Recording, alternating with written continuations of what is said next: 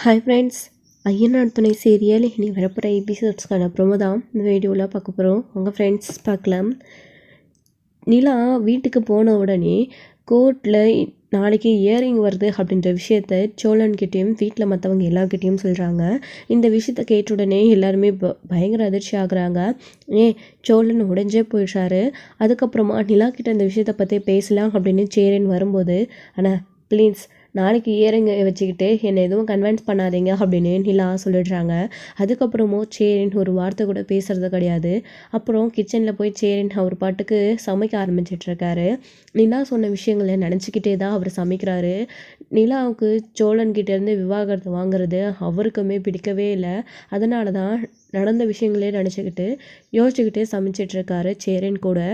பாண்டியன், பல்லவன் இவங்க எல்லாருக்கும் விஷயம் தெரிஞ்சு அவங்களுமே ரொம்ப வருத்தப்படுறாங்க. ஆனால் அப்படின்னு பாண்டியன் போய் சேரன் கிட்ட நிற்கும்போது, நாம் என்னடா பண்ண முடியும்? அவனுடைய தலையில் எது எழுதியிருக்கோ அதுபடி தானே நடக்கும். நாமளும் சோழனை விட்டு நிலா பிரியக்கூடாது. இந்த நடந்த கல்யாணத்தை ஏற்றுக்கிட்டு 2 பேரும் சந்தோஷமாக இருக்கணும்னு தான் ஆசைப்பட்டோம். ஆனால் அது நடக்கிற மாதிரி தெரியல. அதுக்கான வாய்ப்பும் இல்லையாட்டம் இருக்குது. இதுக்கு மேலே நாம் எப்படின்னா அந்த பிள்ளையை கன்வின்ஸ் பண்ண முடியும்? இந்த வீட்டுக்குள்ளே வந்து அந்த பிள்ளை நம்ம எல்லாரையும் மாற்றி நமக்கு எவ்வளோ ஹெல்ப் பண்ணியிருக்கு. வாய் நிறைய என்னை அண்ணா அண்ணான்னு கூப்பிடுது. கூட பிறந்த தங்கச்சியாக இருந்தால் எப்படிடா அந்த பிள்ளைக்கு சப்போர்ட் பண்ணி பேச முடியும்? அதாவது சோழன் கூட சேர்ந்து வாழ சொல்லி அந்த பிள்ளையை கன்வின்ஸ் பண்ண முடியும்? விருப்பம் இல்லாத ஒருத்தர் கூட சேர்ந்து வாழும் அப்படின்னு எப்படிடா கன்வின்ஸ் பண்ண முடியும் அப்படின்னு சொல்ல கேட்கவும், அதுவும் கரெக்டான அவங்கள ஃபோர்ஸ் பண்ணுற தகுதி நமக்கு கிடையாதுன்னு அப்படின்னு சொல்கிறாங்க பாண்டியன் கூட. கரெக்டாக சொல்கிறடா பாண்டி அப்படின்னு சொல்லிட்டு அப்புறமா இந்த விஷயங்கள் நினச்சி சோழன் ரொம்ப ஃபீல் பண்ணுறாரு. அப்புறமா நைட்டு வந்து டீ குடிச்சிட்ருக்காரு. அதாவது ஈவினிங்காக நிலா உட்காந்து ஒர்க் பண்ணிகிட்ருக்காங்க. சேரின் சமைச்சிட்ருக்காரு. அப்போது கிச்சனுக்குள்ளே போகிறாங்க சோழன். போய் தண்ணி என்னமோ எடுத்து குடிச்சிட்டு, என்னடா வேணும் அப்படின்னு கேட்குறாங்க சேர் இருந்துக்கிட்டு. ஒன்றும் இல்லைண்ணா அப்படின்னு. அப்போது டீ இருக்குது, சரி குடிக்கிறியா அப்படின்ன உடனே அதை எடுத்துக்கிட்டு வெளியில் வந்து நிலா பக்கத்தில் உட்காடுறாங்க. அப்போது நிலாவை பார்த்துக்கிட்டே இருக்காங்க சோழன். என்ன வேணும் அப்படின்னு நிலா கேட்குறாங்க.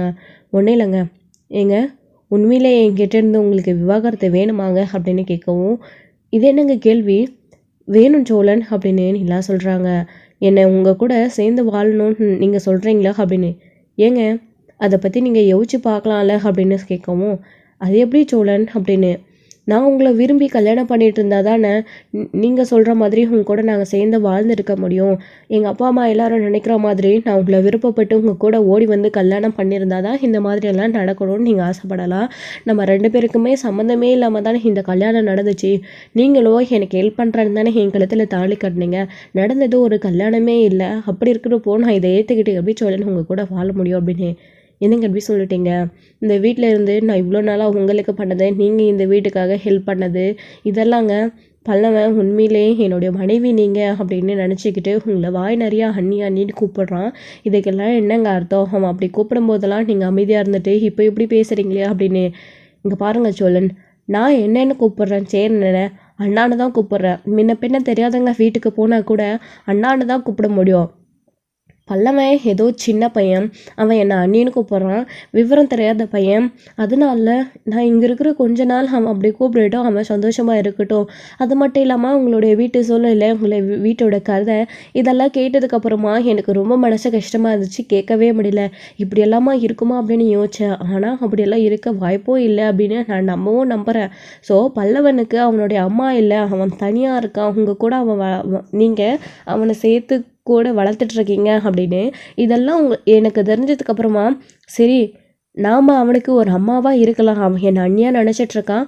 அதுபடி அவன் ஆசைப்படி அவன் என்னை கூப்பிட்டுக்கிட்டு சந்தோஷமாக இருக்கட்டும் அப்படின்னு தான் நான் ஆசைப்பட்டேன். அதனால தான் அவன் விருப்பப்படியே அவனோட சந்தோஷப்படியே என்னை கூப்பிட்டுட்டோன்னு நான் விட்டுட்டேன் அப்படின்ற மாதிரி நிலா சோழன்கிட்ட சொல்கிறாங்க. ஏங்க அப்படின்னு சோழன் சொல்லிகிட்ருக்காரு. என்னங்க என்ன சொல்ல வரீங்க? இதுக்கு மேலே நான் உங்களுக்கு என்ன தெளிவாக சொல்லணும் அப்படின்னு. இல்லை சோழன், என்னோடய முடிவில் எந்த ஒரு மாற்றமே இல்லை. ஏற்கனவே நான் சொல்கிறது தான். போன தடவை தான் கேஸ்க்கு போக முடியாமல் போயிடுச்சு. இந்த தடவை கண்டிப்பாக போகணும் அப்படின்னு சொல்கிறாங்க. சரிங்க போகலாம் அப்படின்னு சொல்லிட்டு சோழனும் சொல்லிட்டு அங்கேருந்து எந்திரிச்சு போயிடுறாரு. சட்டுன்னு அப்படி சொல்லிட்டு போனதும் நிலாவுக்கே ஒரு மாதிரி ஆகுது. ஏன்னா இவ்வளோ நேரமாக நம்ம கிட்டேருந்து விவாகரத்து வேணுமா அப்படின்னு பிடிவாதமாக வாக்குவாதம் பண்ணிகிட்டு இருந்தவர் இப்போது அமைதியாக எந்திரிச்சு போயிட்டாரு அப்படின்னு நிலாவே நினைக்கிறாங்க. சோழன் வெளியில் எழுந்திரிச்சு உட்காந்துட்டு போய் அவ்வளோ அழுகுறாரு. அவரால் தாங்கவே முடியல. ரொம்ப மனசு கஷ்டமாகுது. நிலா நம்மளை விட்டு, என்னுடைய மனசை விட்டு இந்த வீட்டை விட்டும் போவா அப்படின்னு நினைக்கும் போதே தாங்க முடியலையே, ஐயோ அப்படின்னு சொல்லிட்டு கதறி கதறி அழுகுறாரு. இதை நடேசன் பார்க்குறாரு. பார்த்துட்டு அவருக்குமே ரொம்ப கஷ்டமாக இருக்குது. நாம் இவனுக்காக, அதாவது நிலா ஹாஸ்டலுக்கு போயிருந்தப்பவே நடேசன் பேச போகும்போது நிலா கோவப்பட்டு பேசினாங்க. இப்போ இந்த வீட்டில் எல்லார் மேலேயும் கொஞ்சம் அக்கறையாகவும் பாசமாகவும் இருக்காங்க, சந்தோஷமாகவும் இருக்காங்க. இந்த சமயத்தில் மற்றவங்க எல்லாருமே சோழன் நிலாவோட விஷயத்தை பற்றி பேசுனா அது நிலாவுக்கு சங்கடமாக இருக்கும் அப்படின்றது எல்லாருக்குமே தெரிஞ்ச ஒரு விஷயம். சோழனுடைய வழி தெரிஞ்சோம், நிலாவுடைய கோபம் தெரிஞ்சோம், 2 பேருக்கிட்டையும் என்ன பேசுறதுன்னு தெரியாமல் வீட்டில் இருக்கவங்க மற்றவங்க எல்லாருமே எப்படி சோழனுக்கு ஆறுதல் சொல்கிறது அப்படின்னு தெரியாமல் நிலாக்கிட்டேயும் பேச முடியாமல் ரொம்ப எல்லாருமே தவிச்சு போய் தான் இருக்காங்க. சோழனுடைய வருத்தம் தெரிஞ்சு என்ன பண்ணுறதுன்னு புரியல நடேசனுக்குமே. இவனுக்கு இந்த கஷ்டமா அப்படின்னு, ஆசைப்பட்ட பொண்ணோட சேர்ந்து வாழ முடியலேன்னு இவ்வளோ வருத்தப்படுறானே அப்படின்னு தான் நடேசன் யோசிச்சுட்டு அங்கே வெளியிலே சோழனை பார்த்து உட்காந்துட்டு இருக்காரு.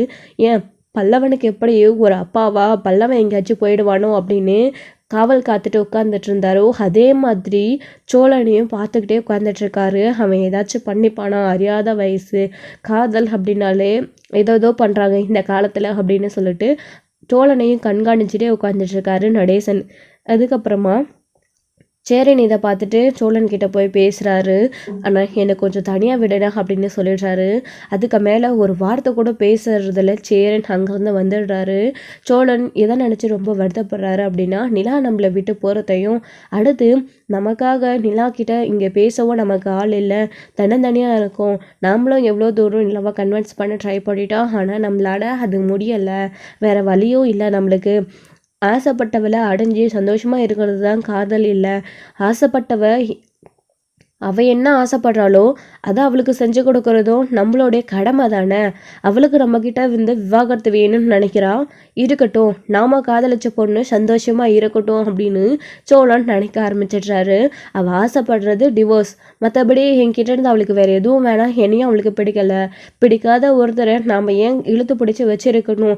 நாம் தான் அவள் மேலே ஆசைப்பட்டோமே தவிர நம்ம மேலே அவளுக்கு ஒரு துளி அளவு கூட காதல் இல்லை அப்படின்னு சோழன் நினச்சிக்கிட்டு அவள் ஆசைப்பட்ட மாதிரி அவளுக்கு விவாகரத்தை கொடுத்துடணும் அப்படின்னு சொல்லிட்டு அவரோட மனசை தேத்திக்கிட்டு வந்துடுறாரு.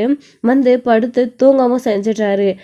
அவர் படுத்ததுக்கு அப்புறமா சேரன் எந்திரிச்சு சோழன் தூங்கிட்டான் அப்படின்னு பார்த்துட்டு, உனக்காடா இந்த நிலைமை சோழன், நானும் எவ்வளவோ பேசி பார்த்துட்டேன் நிலா கிட்ட, நிலாவோட மனசு கன்வின்ஸ் ஆகவே இல்லை, உனக்கும் நிலாவுக்கும் விவாகரத்தை நடக்கும் போதே எனக்கே ரொம்ப பதற்றமாக இருக்குது.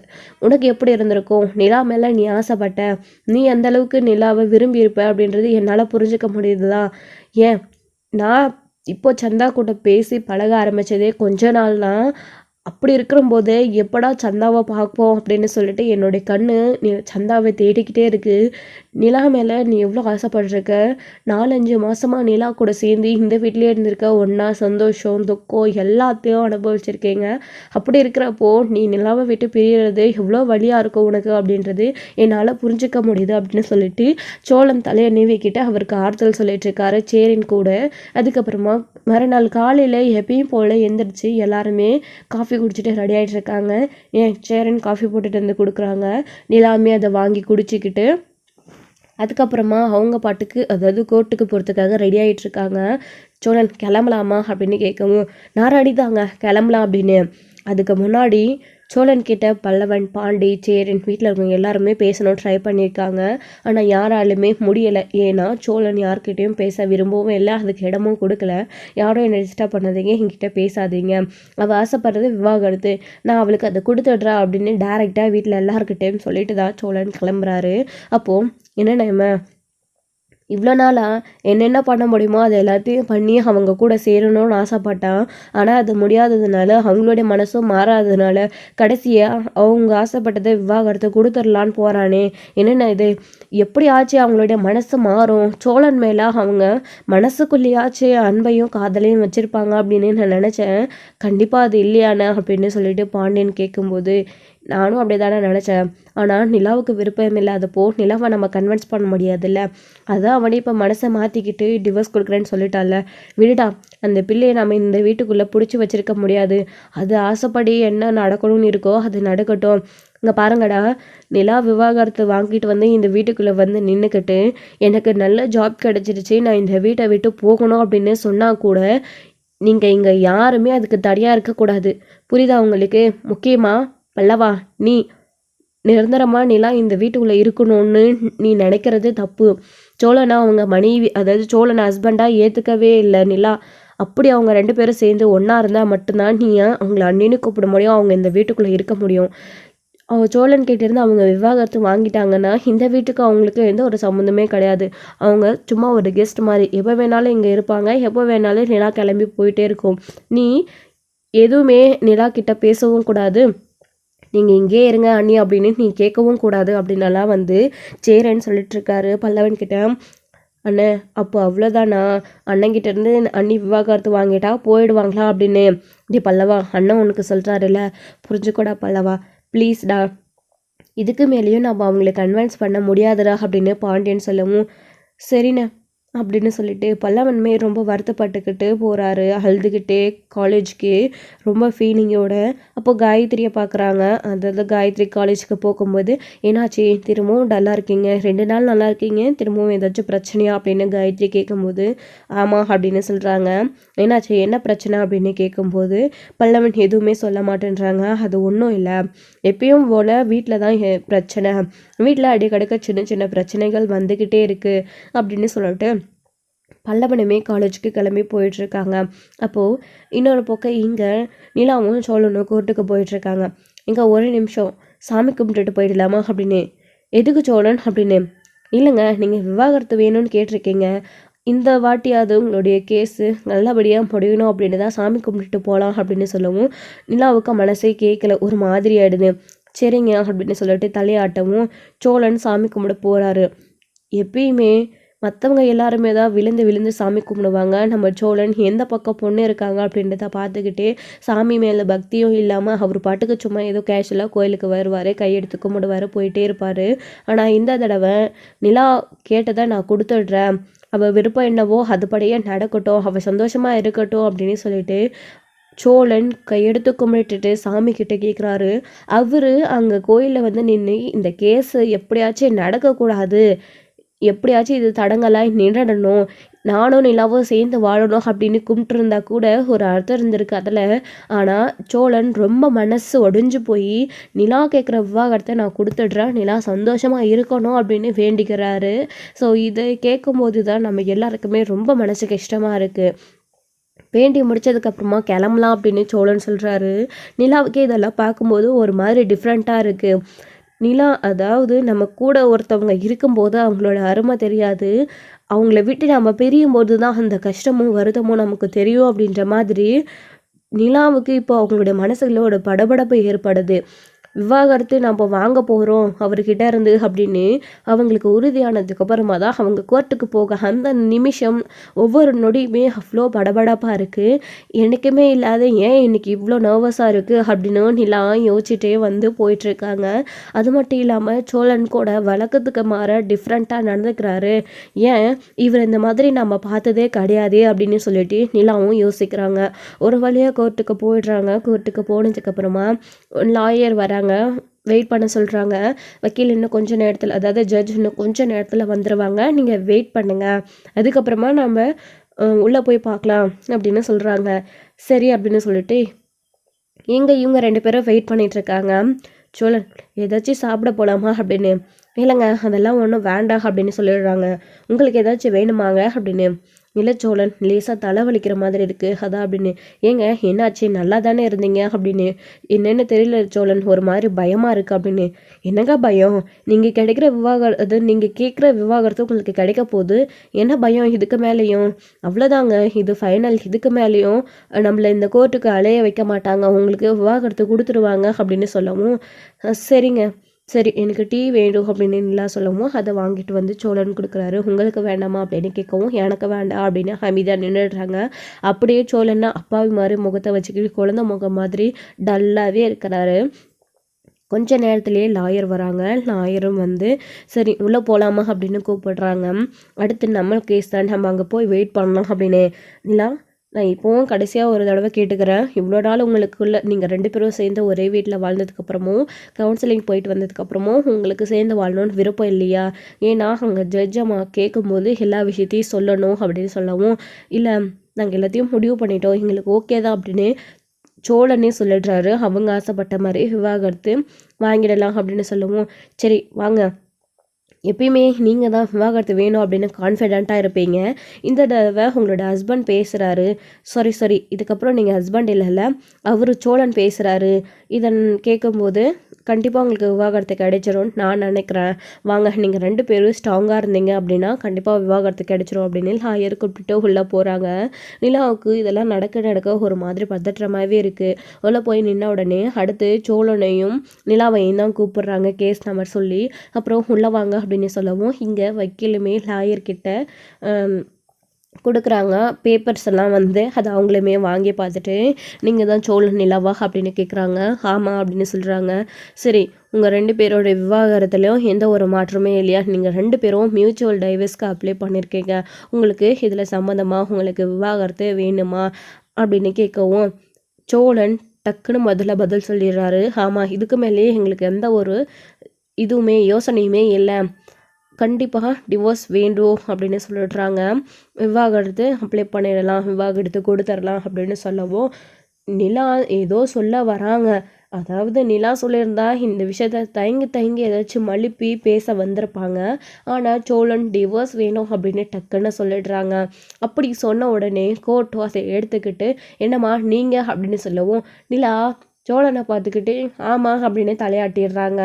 தலையாட்டினதுக்கப்புறமா, சரி உங்களுக்கு இந்த இயரிங்கோட லாஸ்ட்டு, அடுத்து நீங்கள் கோர்ட்டுக்கு வரணும் அப்படின்னா உங்களுடைய விவாகரத்து கேஸை நீங்கள் கையில் வாங்க தான் வரணும் அப்படின்னு சொல்லிட்டு, உங்களுக்கு விவாகரத்து கொடுக்க இந்த கோர்ட் உத்தரவிடுகிறது அப்படின்னு சொல்லிட்டு அங்கே விவாகரத்து லெட்டர் ஏற்பாடு பண்ணுவோம். ஜட்ஜு வந்து உத்தரவு போட்டுடுறாங்க. அப்படி போட்டதுக்கப்புறமா அவங்களோட லாயர் நிலா, சோழன் வாங்க வெளியில் போகலாம் அப்படின்னு கூட்டிகிட்டு வராங்க. கூட்டிகிட்டு வந்ததுக்கப்புறமா, கங்க்ராச்சுலேஷன் நிலா, நீங்கள் ஆசைப்பட்ட மாதிரி மியூச்சுவல் டைவர்ஸ் உங்கள் 2 பேருக்குமே கிடைச்சிடுச்சு. இந்த கேஸ் இவ்வளோ சீக்கிரம் சுலபமாக முடியும் அப்படின்னு நான் எதிர்பார்க்கவே இல்லை. எப்படியும் இன்னும் 2 இயரிங் ஆச்சு வைப்பாங்க அப்படின்னு நான் யோசித்தேன். இதுவே கடைசியாக முடிஞ்சிடுச்சு. அடுத்த தடவை நீங்கள் கோர்ட்டுக்கு வந்து உங்களுடைய 2 பேருடைய நீங்கள் சைன் பண்ணிவிட்டு விவாகரத்து வாங்கினா மட்டும் போதும், அந்த லெட்டரை உங்ககிட்ட கொடுத்துருவாங்க. சட்டபூர்வமாக நீங்கள் பிரிஞ்சிட்டிங்க, இதுக்கப்புறம் உங்கள் 2 பேருக்குள்ளே எந்த ப்ராப்ளமும் இல்லை அப்படின்னு சொல்லிட்டு அந்த லாயர் சொல்லவும், நிலாவுக்கு மனசு எப்படி ஒரு மாதிரி ஆகுது, என்ன சொல்கிறதுனே தெரியல. சோழனை விட்டு நிரந்தரமாக பிரியும் போது தான் நிலாவுக்கு சோழனுடைய அருமை தெரியுது. மனசுக்குள்ளே ஒரு மாதிரி படபடப்பாக்குறாங்க. சோழன் அப்படி கண் கலங்கிடுறாரு. கோர்ட் வாசலில் கூட அவரால் அங்கே நிற்கவே முடியல. ஸோ அதுக்கப்புறமா கிளம்பலாமாங்க அப்படின்னு சொல்லிட்டு சோழன் சொல்லவும், ஏன் சோழன் எதுவுமே பேசவே மாட்டேன்றீங்க, காலையிலேருந்து ஒரு மார்க்கமாக இருக்கீங்க அப்படின்னு. நான் பேசி என்னங்க ஆக போகுது, இனிமேல் உங்களுக்கும் எனக்கும் என்ன இருக்குது, இத்தனை நாள் அவங்கக்கிட்ட பேச உரிமை இருக்குது அப்படின்ற அர்த்தத்தில் பேசிகிட்டு இருந்தேன். இதுக்கப்புறம் அந்த மாதிரி எந்த ஒரு உரிமையுமே இல்லையே, நான் பேசி என்ன ஆக போகுது, வாங்க கிளம்பலாம், நீங்கள் ஆசைப்பட்டது கிடச்சிடுச்சு, இனி சந்தோஷமாக இருங்க, உங்களோட லைஃப்பில் நீங்கள் எதை அச்சீவ் பண்ணணும்னு நினைக்கிறீங்களோ அதுபடி நீங்கள் நடந்துக்கோங்க அப்படின்னு சோழன் சொல்லிட்டு வீட்டுக்கு கூட்டிகிட்டு போய் விட்டுடுறாங்க. விட்டதுக்கப்புறமா நிலாவுமே இறங்கி உள்ளே போகிறாங்க. பல்லவன், பாண்டியன், சேரன் எல்லாருமே கோர்ட்டில் என்ன நடந்துச்சு அப்படின்னு அதை கேட்கறதுக்காக தான் வெயிட் பண்ணிட்டு இருக்காங்க. நிலா கேஸ் வேண்டாம் அப்படின்னு வாபஸ் வாங்கிட்டாங்களா, 2 பேருக்கும் விவாகரத்தை நடக்கக்கூடாது அப்படின்னு இவங்க எல்லாருமே வீட்டில் சாமிக்கிட்ட வேண்டிட்டு தான் நின்றுட்டு இருந்தாங்க. அப்போது சோழன் போய் நின்ன உடனே, என்னாச்சுடா சோழா அப்படின்னு கேட்கவும், நிலா என்னாச்சுப்பா அப்படின்னு கேட்கவும், சோழன் அவர் பாட்டுக்கு பின்புறமாக போயிடுறாரு. நிலா கிட்ட கேட்கும்போது தான், அண்ணா விவாகரத்து கிடச்சிடுச்சேன்னு அப்படின்னு சொல்லவும் எல்லாருக்குமே ரொம்ப மனசு ஒடிஞ்சு போயிடுது. ஸோ இதோட இந்த எபிசோடு வந்து முடிச்சிருக்காங்க. அடுத்தடுத்த எபிசோடில் என்ன நடக்க போகுது, நிலாவோட மனசு மாற்றம் அடைஞ்சி சோழன்கிட்டையும் இல்லை வீட்லேயும் யார்கிட்டயாச்சும் பேசுவாங்களா என்ன அப்படின்றத வெயிட் பண்ணி நெக்ஸ்ட் வீடியோவில் பார்க்கலாம். Plus thank you.